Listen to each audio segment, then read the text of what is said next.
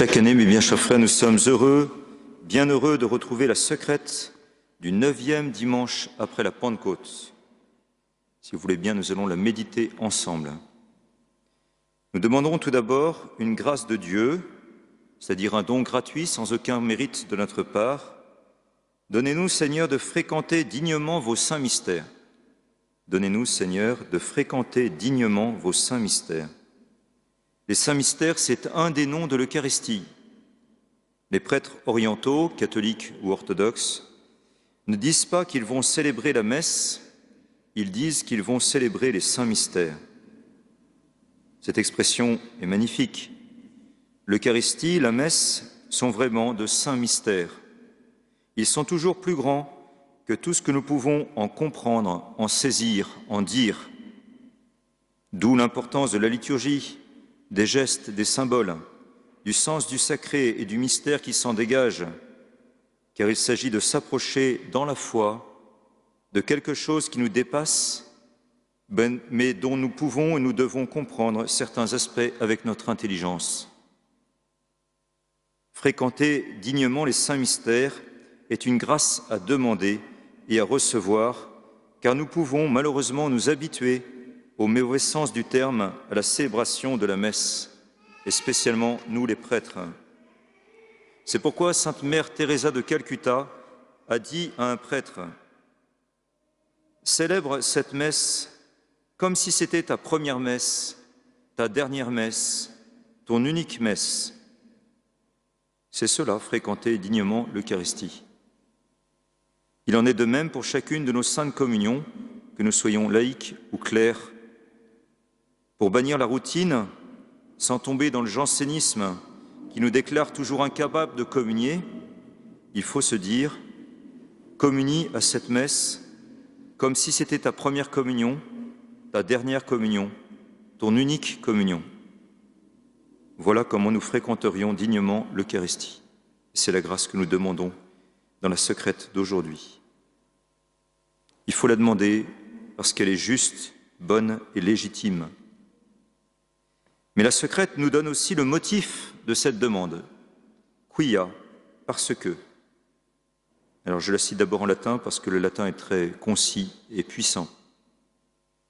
Quia quoties huius hostiae commemoratio celebratur, opus nostre redemptionis exercetur. Parce que, à chaque fois que cette commémoration de la victime est célébrée, l'œuvre de notre rédemption s'accomplit. Voilà qui est vraiment extraordinaire. Pourquoi l'œuvre de notre rédemption s'accomplit-elle à chaque messe? Parce que la commémoration de la victime est célébrée. Ici, la commémoration, ce n'est pas le souvenir, comme nous commémorons le 11 novembre les sacrifices de nos aïeux de 14-18. La commémoration de l'Eucharistie n'est pas une simple mémoire, comme le pensait à tort Martin Luther. La commémoration de l'Eucharistie est le mémorial, et non la simple mémoire du sacrifice de la croix, c'est-à-dire que la messe rend présent, actualise sacramentellement, et non de façon sanglante, l'unique sacrifice du Christ. Chaque messe rend présent le sacrifice de la croix, et donc l'œuvre de notre rédemption s'accomplit, ici et maintenant. Comme le disait si bien saint Jean-Paul II dans sa dernière encyclique, ce pape si grand qui avait une telle dévotion, un tel amour de l'Eucharistie, a voulu justement clore son pontificat et sa vie par un texte sur l'Eucharistie. Alors je le cite. « Ce sacrifice de la croix est tellement décisif pour le salut du genre humain que Jésus-Christ ne l'a accompli et n'est retourné vers le Père qu'après nous avoir laissé le moyen d'y participer comme si nous y avions été présents. Tout fidèle peut ainsi y prendre part et en goûter les fruits d'une manière inépuisable. La messe rend présent le sacrifice de la croix, elle ne s'y ajoute pas, elle ne le multiplie pas. Ce qui se répète, c'est la célébration en mémorial, la manifestation en mémorial, memorialis demonstratio du sacrifice, par laquelle le sacrifice rédempteur du Christ unique et définitif, se rend présent dans le temps.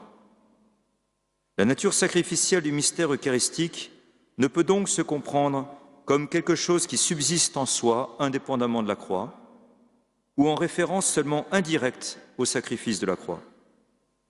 Quand l'Église célèbre l'Eucharistie, mémorial de la mort et de la résurrection de son Seigneur, cet événement central du salut est rendu réellement présent, et ainsi s'opère l'œuvre de notre rédemption.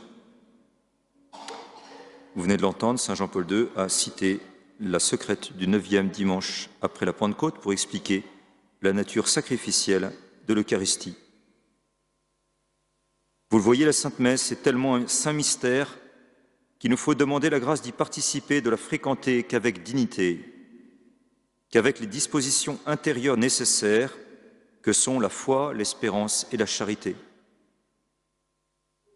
Alors, mes bien chers frères, que le Seigneur nous accorde cette grâce, que la Vierge Marie, qui était au pied de la croix le vendredi saint et qui a vu son Fils offrir sa vie pour nous, verser son sang pour nous, et qui ensuite a participé et communié à des messes célébrées par les saints apôtres, intercède pour nous. Qu'elle nous obtienne cette grâce de fréquenter dignement les saints mystères, d'y participer dignement, d'y communier dignement. Amen.